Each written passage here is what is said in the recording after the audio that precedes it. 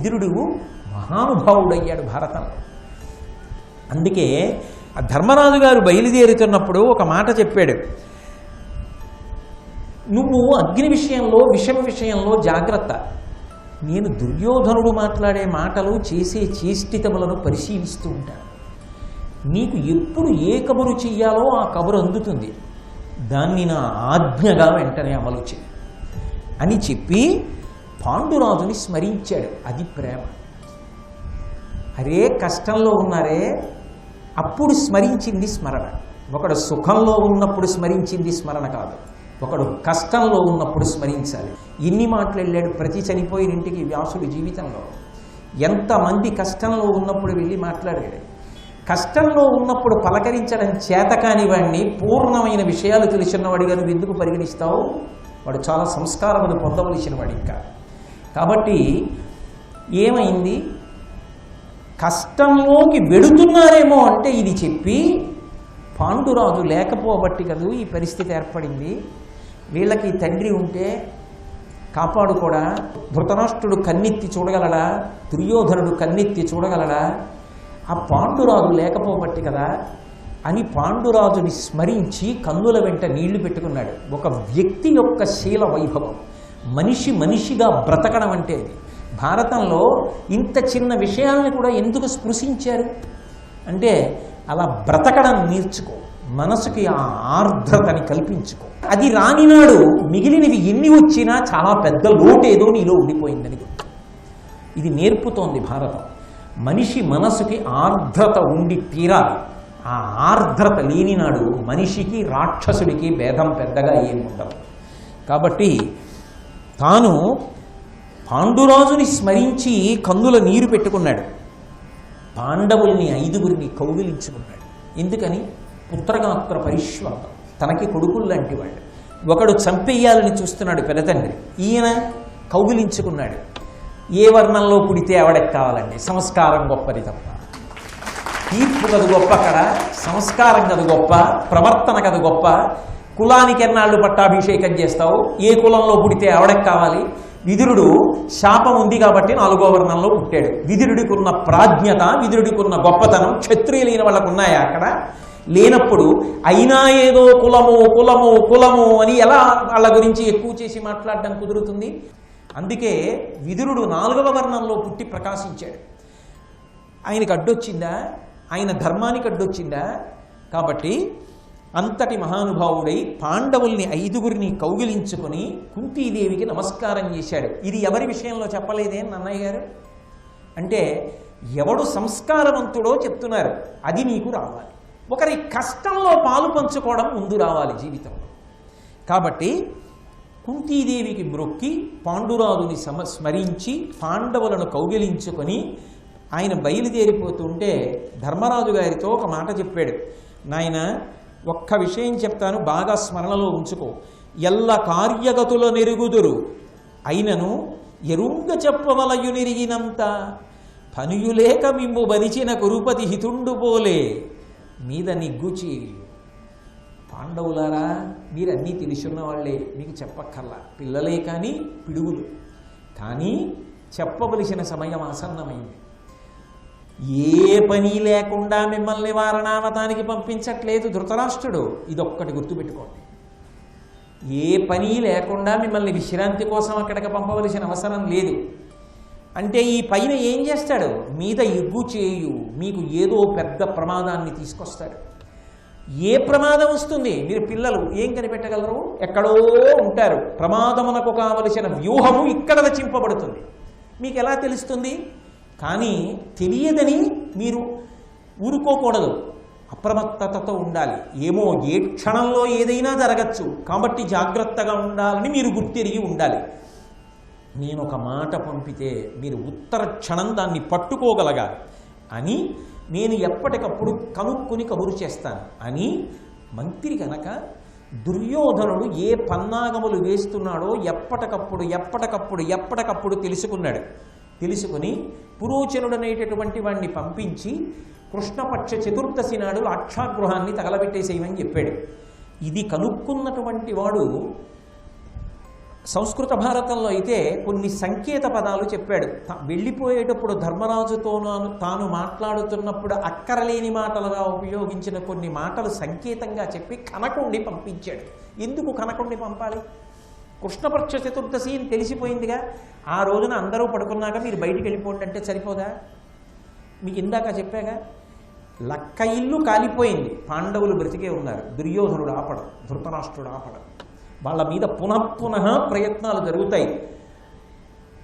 ఏ కారణం చేతనైనా విదురుడు ఒక్కసారి పసిగట్టడంలో వైఫల్యం చెందాడనుకోండి, ఎంత ప్రమాదకరమైన పరిణామం ఏర్పడుతుంది. ఇక పాండవులు ఉండరు, కుంతీదేవి ఉండరు, పాండురాజు ఎంత ఏడుస్తాడు. అందుకే తన వ్యూహము ఎంతవరకు ప్రశాంతంగా అమలు చేయబడాలి, నిశ్శబ్దంగా అమలు చేయబడాలంటే వాళ్ళ వైపు కన్నెత్తి చూడడానికి భయపడాలి. అంత బలాన్ని వాళ్ళు సమకూర్చుకోవాలి. అప్పటి వరకు ఇది రహస్యంగానే ఉంచాలి, పాండవులు క్షేమంగా ఉన్నారని. భారతంలో వ్యాసుడి తర్వాత, పాండురాజు తర్వాత మనుష్య రుణాన్ని తీర్చుకోవడంలో అంత ప్రజ్ఞాపాఠవములను ప్రదర్శించి అంత ఉత్సుకత చూపించిన వాడు విదురుడు. నిజానికి విదురుడు ఇంత కష్టపడాలా? దుర్యోధనుడికి తెలిస్తే, ధృతరాష్ట్రుడికి తెలిస్తే, వాళ్ళు వేసిన పన్నాగం బయటికి తెలిసిపోతోందని ఎంత ప్రమాదం వస్తుంది. తండ్రి లేని పిల్లలే, ధర్మం కాపాడపడాలే, వీళ్ళు మాత్రం తన పిల్లల కిందకి రారా?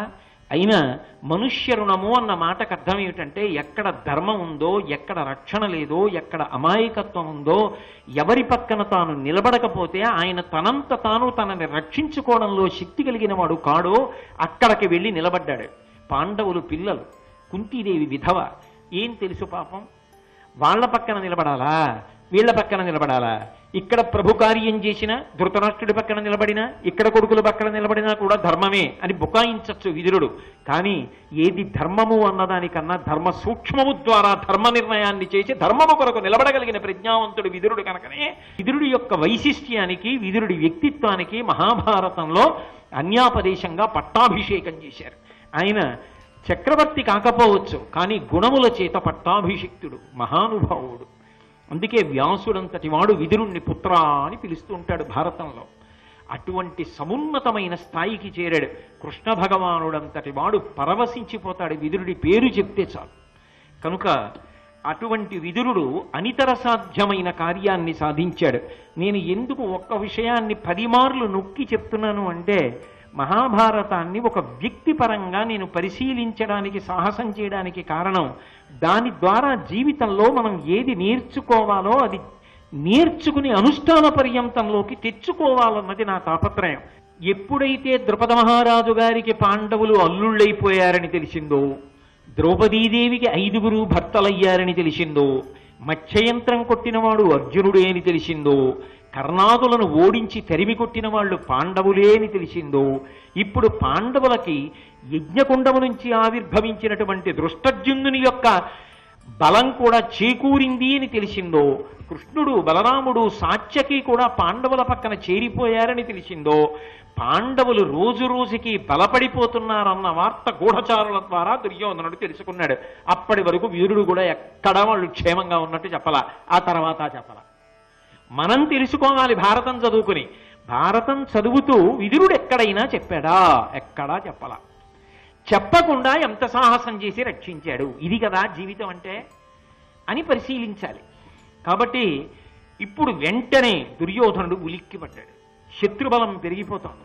కాబట్టి పాండవులు అలా వృద్ధిలోకి రావడానికి వీల్లేదు. ఎలాగైనా పాండవుల్ని మట్టు పెట్టాలి. ఎలా మట్టు పెట్టాలి అంటే, మొట్టమొదట ద్రౌపదీదేవిని ఆధారం చేసుకొని 5గురికి భర్త కనుక ఆమె యందు అందరి పట్ల సమభావం లేని స్థితిని కల్పించాలి. కానీ ఇది పరమశివ వరం, అది సాధ్యం కాదు. పాండవులకు, కుంతిసుతులకు, మాద్రిసుతులకు భేదం కల్పించాలి, అది సాధ్యం కాదు. భీమార్జునులకు కల్పించాలి, అది సాధ్యం కాదు. కృష్ణుణ్ణి, బలరాముణ్ణి, పాండవుల్ని వేరు చెయ్యాలి, అది సాధ్యం కాదు. ద్రుపదుడికి పాండవులకు భేదం కల్పించాలి. కర్ణుడు అన్నాడు, ఎందుకంత ఆలోచన? ఇంకా అంత బలాన్ని సమకూర్చుకోలేదుగా. ద్రుపదుడికి అల్లుళ్ళు అంతే కదా, దృష్టజ్యుమ్నుడు కొత్తగా పక్కన చేరాడు, కృష్ణుడు, బలరాముడు, సాత్యకి అంతే కదా. నేను ఒక్కడను చాలనా? యుద్ధానికి వెళ్ళి యుద్ధం ప్రకటిద్దాం, అక్కడ తప్పించుకున్నారు, ఇక్కడ మట్టు పెట్టేద్దాం, వచ్చేద్దాం, అఖండ భూమండలాన్ని ఎలుకో. ఏమిటో అంత తేలిగ్గా చెప్పేస్తుంటాడు కర్ణుడు ఎప్పటికప్పుడు. ఆయన తాపత్రయం ఏమిటంటే ఎప్పుడూ కూడా అర్జునుడితో యుద్ధం చేసే అవకాశాన్ని కల్పించుకోవాలి. కల్పించుకుంటే అర్జునుడిని గెలిచేస్తాను, శాశ్వతమైన కీర్తి పొందేస్తాను అనుకుంటాడు తప్ప నిజంగా అర్జునుడి జోలికెడితే దీపం మీద వాలిన శలభాన్ని అని తెలుసుకోలేడు. ఇది కర్ణుడి యొక్క ధూర్తతనం. కర్ణుడు ఏదైనా చెప్పగానే దుర్యోధనుడు వింటాడు. అందుకని గబగబా ధృతరాష్ట్ర మహారాజు దగ్గరికి వెళ్ళాడు. పాండవులు బ్రతికున్నారు. నాన్న నీకు తెలుసా, వాళ్ళు అపారమైన బలాన్ని సమీకరించుకున్నారు, కాబట్టి తొందరపడి యుద్ధానికి వెళ్ళిపోవాలి. ఈ మాట నీకు చెప్పాలని ఎప్పటి నుంచో చూస్తున్నా, కానీ నువ్వు ఏకాంతంగా దొరకవు. ఎందుకు దొరకవు అంటే ఎప్పుడూ నీ పక్కన విదురుడు ఉంటాడు, ఎప్పుడు ఏదో చెప్తూ ఉంటాడు, నువ్వు ఎప్పుడూ ఏదో వింటూ ఉంటావు. అసలు ఆ విదురుడు లేకుండా నువ్వు దొరకవా మాకు? అసలు నువ్వు ఏకాంతంగా మాకు మాట్లాడడానికి అవకాశం ఇవ్వవా? ఇన్నాళ్ళకి విదురుడు లేకుండా దొరికావు అంటే మీకేమర్థం అవుతోంది? దుష్ట స్వభావం ఉన్న వాళ్ళు ఎవరి పొడగిట్టక బతుకుతూ ఉంటారో వాడు ధర్మాత్ముడని వేరే చెప్పాలా? దుష్టులకు వైరి ఎవరవుతాడు? సన్మార్గంలో ఉన్నవాడు అవుతాడు. సన్మార్గంలో ఉన్నవాడికి వైరి ఎవరవుతాడు? దుర్మార్గుడు అవుతాడు. దుర్మార్గులందరికీ కూడా వైరి పాండవులు, దుర్మార్గులందరికీ కూడా వైరి విదురుడు. ఆ విదురుడు ధృతరాష్ట్రుడి పక్కన ఉండగా రారు వాళ్ళు. ఎందుకంటే విదురుడి పక్కన ఉండగా వచ్చారనుకోండి, నోరు ముయ్యండి ఏమిటా మాట్లాంటాడు. మంత్రి, ఆయనకి అధికారం ఉంది, అందుకని ఆయన లేనప్పుడు రావాలి. అందుకుని వెళ్ళారు ధృతరాష్ట్రుడి దగ్గరికి. వెళ్ళి ఎప్పటి నుంచో చూస్తున్నాం నీకు చెప్పాలని, కానీ అవకాశం దొరికితే కదా. ఇవాళ విదురుడు లేడు నీ పక్కన, అందుకు చెప్పడానికి వచ్చాం, సావధానంగా విను. పాండవుల యొక్క ప్రజ్ఞాపాఠవాలు ఇలాగే పెరిగిపోతే వాళ్ళని నిగ్రహించగలిగినటువంటి శక్తి మనకుండదు. వాళ్ళు ఈ అఖండ భూమండలాన్ని పరిపాలిస్తారు. అందుకే నా మాట విని అనుజ్ఞని కర్ణుడితో కలిసి యుద్ధానికి వెళ్ళి వాళ్ళని మట్టు పెడతానన్నాడు. అనగానే దుర్యోధనుడు అన్నాడు, తొందరపడకు తొందరపడకు తొందరపడకు, ఎప్పుడూ నా పక్కన విదురుడు కూర్చుంటుంటాడు, విదురుడు మాట్లాడుతుంటాడని కదా నువ్వు అన్నావు. నీకు ఒక విషయం చెప్తాను చూడు, విదురుడు చెప్పినవన్నీ వింటాను, కానీ ఏదీ పాటించను. ఒక మంత్రికి ఉండవలసిన లక్షణం, ఒక సలహా చెప్పేటప్పుడు ఆలోచన యందు స్పష్టత. తాను ఒక విషయాన్ని ప్రతిపాదన చేస్తే ఆ విషయాన్ని ఎందుకు ప్రతిపాదన చేస్తున్నాడో, ఎన్ని కారణముల చేత సమర్థిస్తున్నాడో చూడండి. భీష్మద్రోణులు అన్న మాట వెనక ఎంత సమర్థనీయమైన బలమైన కారణములు ఉన్నాయో చెప్తున్నాడు. అది విదురుని యొక్క బుద్ధి వైశిష్ట్యానికి కుశాగ్ర బుద్ధి అనిపించుకున్నవాడు. మంత్రిగా ఉండడానికి ఆయన పరమ యోగ్యుడు అని నిరూపించుకుంటున్నాడు. ధర్మానురక్తుడు అని తనకి తాను నిరూపించుకుంటున్నాడు. పైగా దుర్యోధనుడు అస్తమానం ఏమంటున్నాడు, పాండవుల మీదకి యుద్ధానికి వెళ్ళిపోదాం, ఇదే అదును, ఇంకా మిత్రులు చేరకముందే మట్టు పెట్టేద్దాం అంటున్నాడు. తగుదునమ్మ అని కర్ణుడోడు బయలుదేరుతున్నాడు యుద్ధానికి. మాట మాట్లాడితే అర్జునుడి మీద యుద్ధం చేస్తాను, నా దగ్గర విలువిచ్చే ఉంది, అర్జునుడిని మట్టు పెట్టగలనని కర్ణుడు మాట్లాడుతున్నాడు. ఆహవ భూమిలోన పరమర్థము పార్థుడు వైరివాహిని వ్యూహము వృచ్చచోట అఘవుండును వానికి మర్కొనంగ నుత్సాహము చేయడన్న లఘుసారులు అధీరులు అసాహసులు నిరుత్సాహులు ద్రోహులై ఎదిరి చత్తురో మందురో మనవేశ్వర. అవతల నిజంగా అర్జునుడు యుద్ధానికి రావడం అంటూ జరిగితే చేతిలో గాంధీవాన్ని పట్టుకుని వింటినారిని కట్టి టంకారం చేసి అక్షయ బాణ తూణీరముల నుంచి బాణములను తీసి వింటినారికి తొడిగి సంధించి విడిచిపెట్టడం మొదలు పెడితే యువతల వైపు ఎన్ని కోట్ల మంది వీరులు నిలబడినప్పటికీ కూడా దాన్నంతటినీ కూడా చీల్చి చెండాడి ముందుకెళ్ళిపోగలిగినటువంటి సమర్థుడైనటువంటి అర్జునుడు వైరిపక్షంలో నిలబడి ఉండగా దేవేంద్రుడంతటి వాడు ఆయనకి ఎదురు నిలబడి యుద్ధం చేయడానికి జంకుతాడు.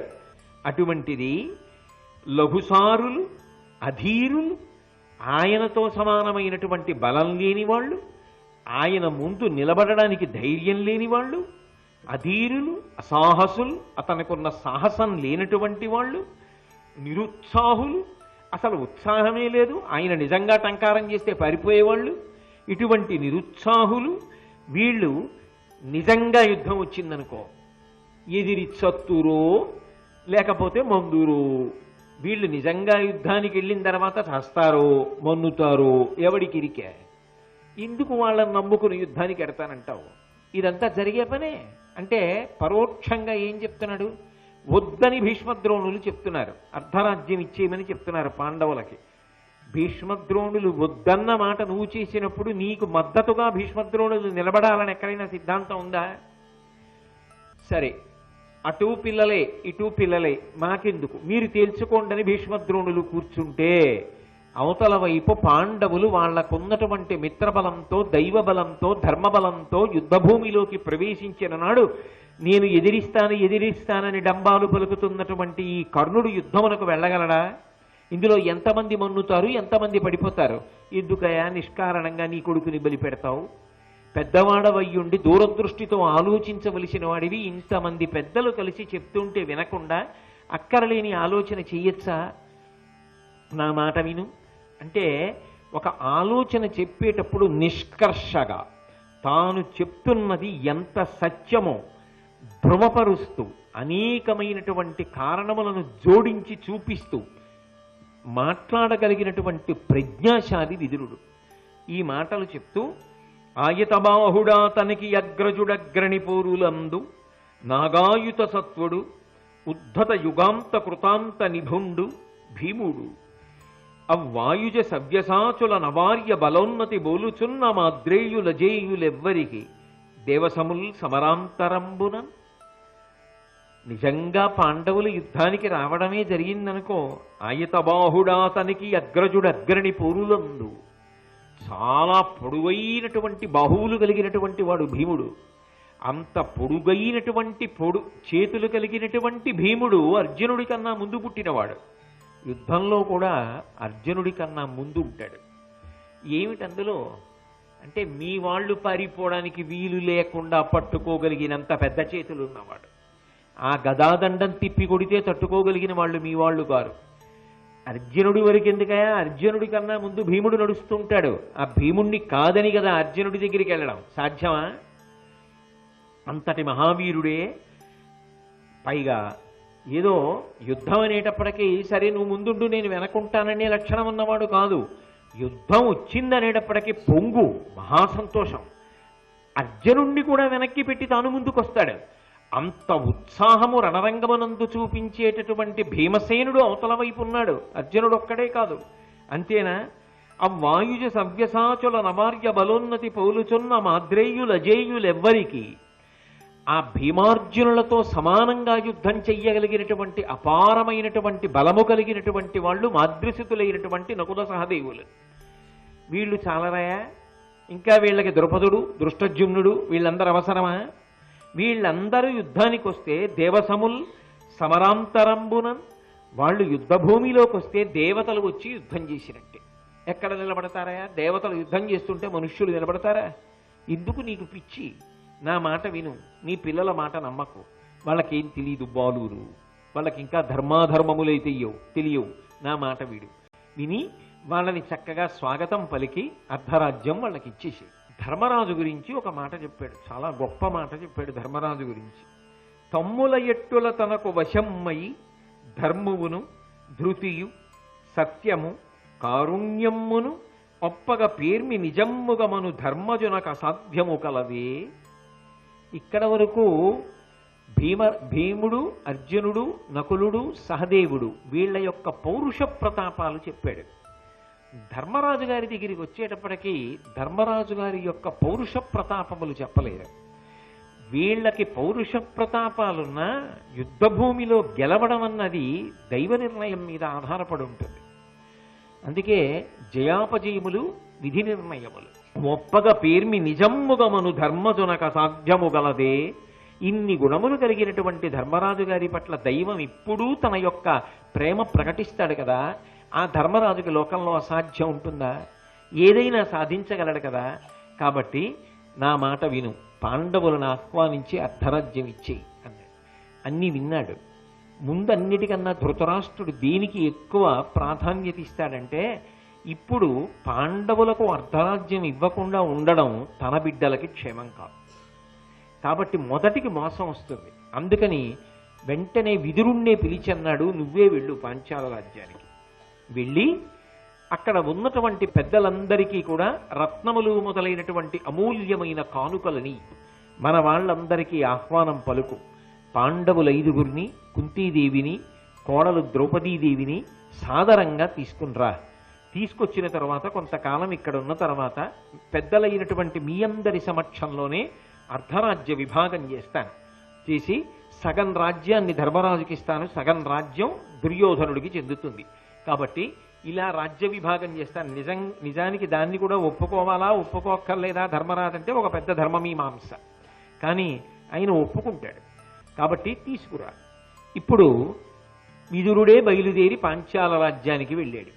వెళ్ళి అంతఃపురంలో ద్రుపద మహారాజుని కలుసుకుని ధృతరాష్ట్రుడు పంపించినటువంటి రత్నములు మొదలైనటువంటి కానుకలు అక్కడున్నటువంటి పెద్దలందరికీ కూడా యథోచితంగా సమర్పించి ద్రుపదుణ్ణి ఉద్దేశించి మాట్లాడుతున్నాడు.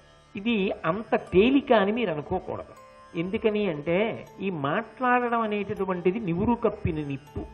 ద్రుపదుడికి అన్నీ తెలుసు కదా, ఇప్పుడు ఒక అనుబంధం ఉంది కదా అల్లుళ్ళ మీద. ఎలా పంపిస్తాడంత తేలిగ్గా?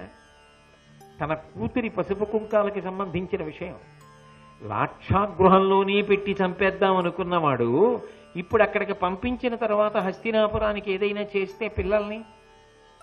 కాబట్టి ద్రుపదుడికి కొన్ని అనుమానాలు ఉంటాయి.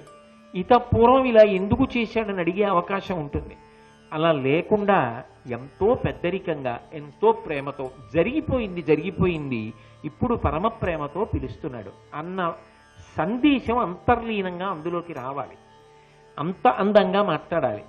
ధృతరాష్ట్రుడి పెద్దరికాన్ని నిలబెట్టాలి, కార్యాన్ని సాధించాలి. అందుకే ద్రుపదుడి దగ్గరికి వెళ్ళన్నాడు, అభిజాతుండవు ధర్మశీలుడవు నీయందైన సంబంధమిందభిరమ్యంబు అనురూపమిష్టమని సౌహార్దంబునన్ జాహ్నవీ ప్రభవుండును ధృతరాష్ట్రుడున్ కృపుడు కుంభప్రోద్భవుండున్ యశో విభవాలంకృత సంతసంబువడి రుర్వీవంద్యులిష్టంబునన్.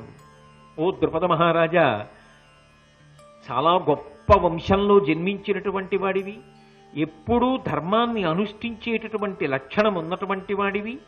అటువంటి మీ వంశంలో పుట్టినటువంటి కన్యకామణి అయినటువంటి ద్రౌపదీదేవిని పాండవులు 5 వివాహం చేసుకోవడం, ఆ అమ్మాయి కోడలైనందుకు ధృతరాష్ట్ర మహారాజు ఎంత సంతోషిస్తున్నాడయో, ఇవాళ ఎంత ఆనందం పొందుతున్నాడయా. మీతో సంబంధం కలిసిందని జాహ్నవీ ప్రభవుండున్ గంగాసుతుడైనటువంటి ఆ భీష్మాచార్యుల వారు, ధృతరాష్ట్రుండు కృపుండు కృపాచార్యుల వారు, కుంభప్రోద్భవుండున్ కుంభము నుండి ఆవిర్భవించినటువంటి గురువైన ద్రోణాచార్యుల వారు, అలాగే విభవాలంకృత సంతసంబువడి రుర్వీవంద్యులిష్టంబునన్. అందరూ ఎంత ఆనందాన్ని పొందుతున్నారో, నీతో సంబంధం కలిసింది, నీకు అల్లుళ్ళయ్యారని. కాబట్టి వాళ్ళందరూ కూడా తాము పొందినటువంటి సంతోషాన్ని నీకు తెలియచెయ్యమన్నారు. తల్లియు పుత్రులేవురు నుదాత్తమతుల్ తమ యుద్ధమాసినన్ కల్లడమంది అందరును తద్దయు దుఃఖిత చిత్తులేరి నీ అల్లుర పాండుపుత్రుల ప్రియంబున చూడగ కొరుచున్నవారు ఎల్లజనంబులుం కురుకులేశ్వరుడాదిగ బంధువర్గమున్. ఈ తల్లియు కుంతీదేవి 5 కొడుకులు చాలా కాలం క్రితం కదూ ఏదో విశ్రాంతి తీసుకుంటారు, సంతోషంగా గడుపుతారని వారణావతానికి పంపించారు. ఆ లాక్షాగృహంలో ఉంచారు. అకస్మాత్తుగా అది దగ్ధమైపోయింది. పిల్లలు ఏమైపోయారో, కుంతి ఏమైపోయిందో అని ఎంత ఏడ్చారో. అదృష్టవశాత్తు తెలిసింది బ్రతికే ఉన్నారు, నీకు అల్లుళ్ళయ్యారని.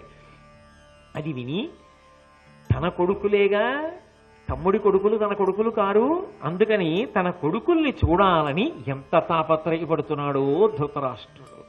అంత ప్రేమ ఉన్నవాడని విదురుడు చెప్తున్నాడు. నిజంగా ప్రేమ ఉన్నవాడా అంటే ఇంటి గుట్టు బయట మాట్లాడకుండా ఇంటి గౌరవాన్ని నిలబెట్టుకుంటున్నాడు. అది ధర్మం. ఎందుచేత అంటే, ఒకటి తాను మంత్రి, పంపినది రాజాజ్ఞగా పంపించాడు. అయినప్పుడు రాజప్రతినిధిగా వచ్చినప్పుడు తాను రాజు యొక్క గౌరవాన్ని నిలబెట్టాలి. రాజు గౌరవాన్ని మంత్రి నిలబెట్టలేకపోతే ఏం ధర్మం అది? విశేషించి వీళ్ళు ఆ ఇంటికి చెందిన వాళ్ళు, ఏదున్నా ఆ ఇంట్లో తేలవలసిన విషయమే కానీ అది ఈ ఇంట పంచాయతీ పెట్టవలసిన విషయం కాదు. అది ఆ ఇంట్లోనే జరగాలి, అంతే, అంతవరకు. కాబట్టి ఆ ఇంట్లో వాళ్ళందరూ వీళ్ళు బ్రతికున్నారని ఎంత ఆనందిస్తున్నారోనయ్యా. పాండుపుత్రుల ప్రియంబున చూడక కోరుచున్నవారు ఈ 5 కుంతీదేవిని ద్రౌపదీదేవిని చూడాలని ఎంత ఆనందంగా ఉన్నారో. ఎల్ల జనంబులుం కురుకులేశ్వరుడాదిగ బంధువర్గమున్. అందరూ సంతోషంగా వాళ్ళు రావాలని ఎదురు చూస్తున్నారు. కాబట్టి వెంటనే వాళ్ళని పంపే ప్రయత్నం చెయ్యి అని గురుగుణయుతులకు కొడుకుల కురుకులము విలుంగునైన కోడలి కృష్ణన్ పరమ పతివ్రత గొంతిని కరుణను రావనిచ రాజు గజపురమునకు. ఇవన్నీ నిజంగా ఇంత ప్రేమగా దిక్కుమాలిన ధృతరాష్ట్రుడు మాట్లాడా? అది విదురుడి ప్రేమ.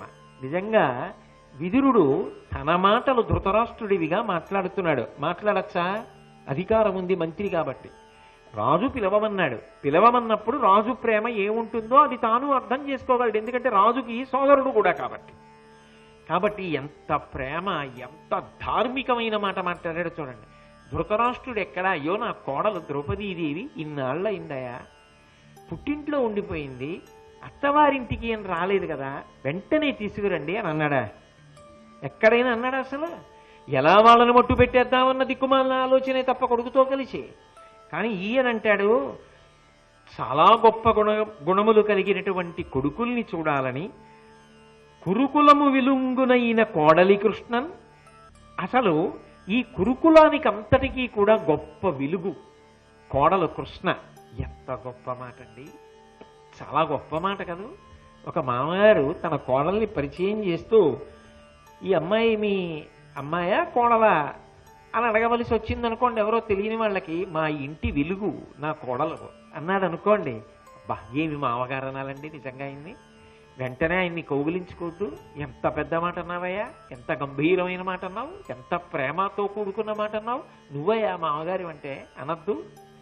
శ్రీ ఉమామహేశ్వర పరబ్రహ్మార్పణమస్తు. స్వస్తి.